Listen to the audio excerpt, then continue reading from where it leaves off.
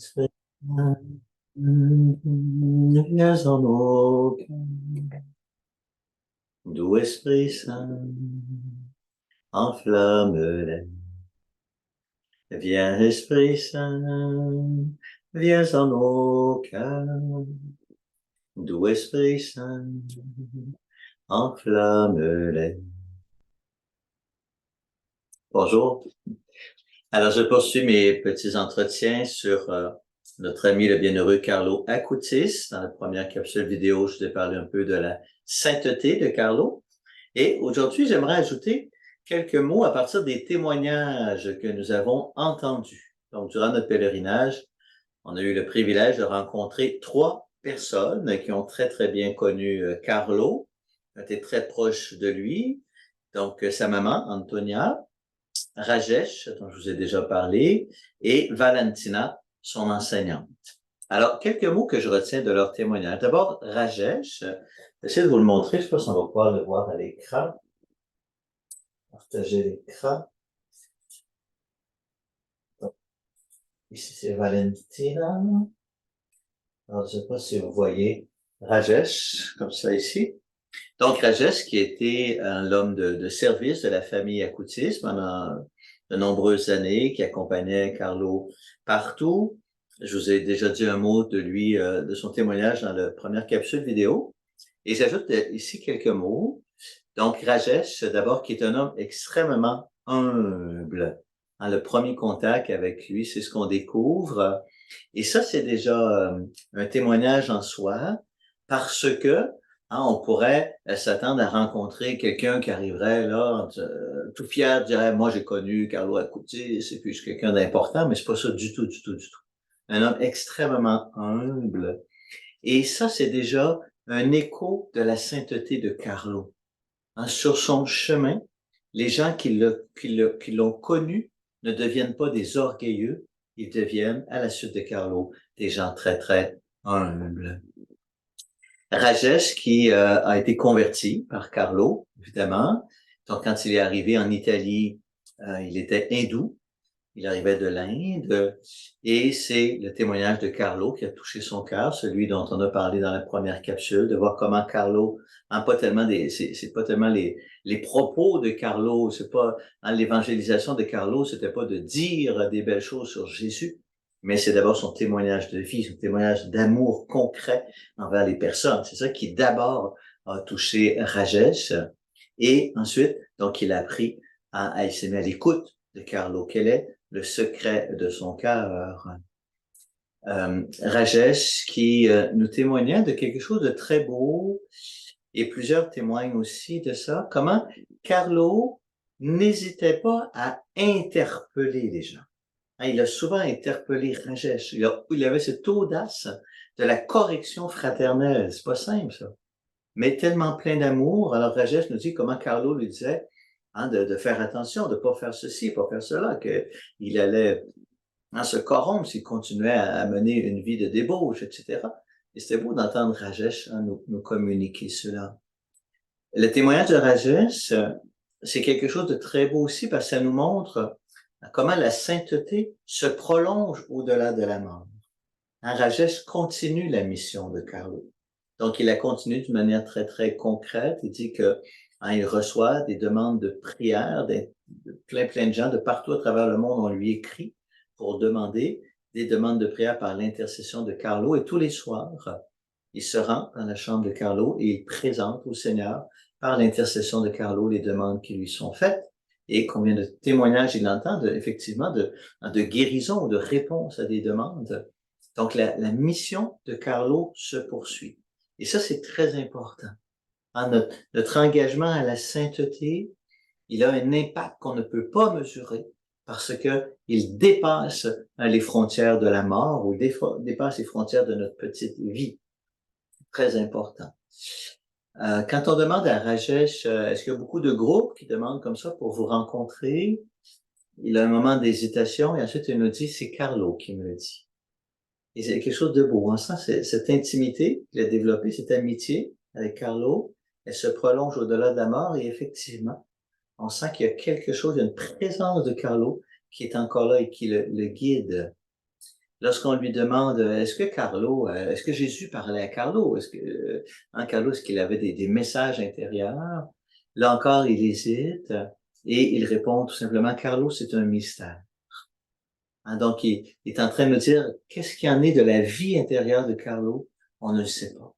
Carlo parlait jamais de sa vie intérieure. Carlo n'a rien écrit sur sa vie intérieure. On voit simplement que concrètement, il avait une intimité avec Jésus et concrètement, ça s'exprimait dans un témoignage de charité, c'est tout. C'est beau, hein? Nous, des fois, notre curiosité, on voudrait poser plein de questions.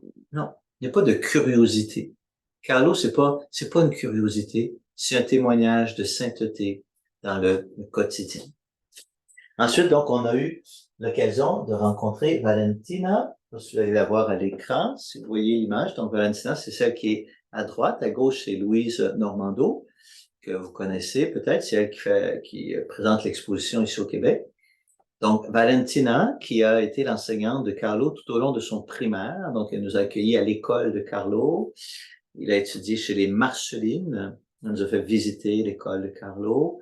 Donc, elle nous en parle avec beaucoup de cœur aussi. Une femme très, très humble aussi. Même chose, très, très humble. Elle a participé au procès de béatification de Carlo, mais une femme complètement effacée. Et ce qu'elle nous dit de Carlo, la première chose qu'elle va nous dire comme enseignante, elle dit, Carlo, c'était un enfant différent des autres. Il est différent des autres dans le sens que, elle, ce qu'elle nous dit, c'est en général, au primaire, les enfants sont très centrés sur eux-mêmes, sur leurs petits besoins.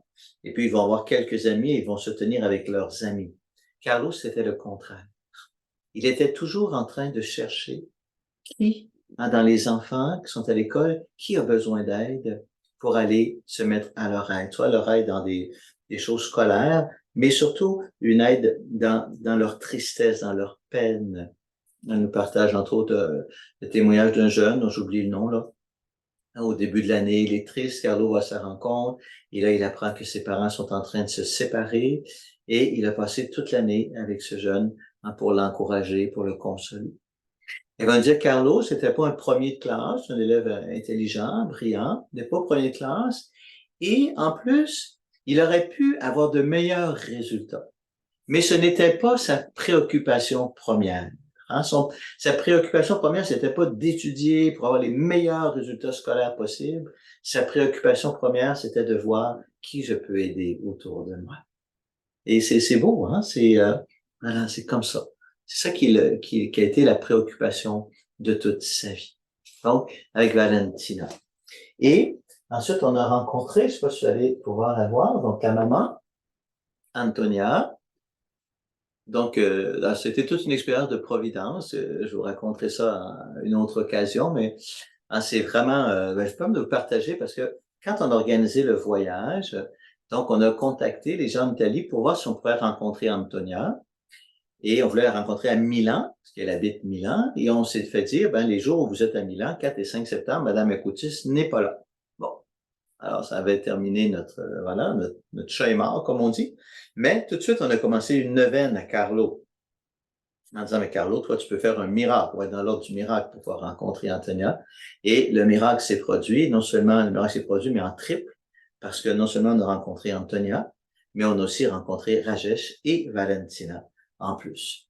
Donc, la rencontre avec Antonia à Assise, on l'a rencontrée, une femme aussi très, très humble, qui donne un beau témoignage, qui a été, on le sait, Antonia, donc, n'était pas une femme pratiquante au point de départ. C'est pas elle qui a parlé de la foi à Carlo. On va le voir dans la prochaine capsule vidéo. Mais au contraire, elle s'est laissée évangéliser par la sainteté de Carlo. Et parce que son enfant voulait connaître Jésus, elle s'est mise en marche à la suite de Carlo. Et deux, trois petites choses qu'elle nous partage. Donc, on sait que Carlo aimait prier le chapelet et elle va nous dire, voilà, Carlo tenait à prier son chapelet tous les jours et parfois il n'y avait pas le temps parce qu'il était très occupé. Alors ce qu'il faisait, c'est il égrenait son chapelet, il priait une première dizaine et puis un peu plus tard une autre dizaine et puis un peu plus tard une autre dizaine. Et moi, ça m'a touché parce que c'est ce que je faisais aussi quand j'étais adolescent. quand j'ai commencé à prier le chapelet, je faisais ça aussi une dizaine pour pouvoir, comme ça, prier mon chapelet tout au long de la journée.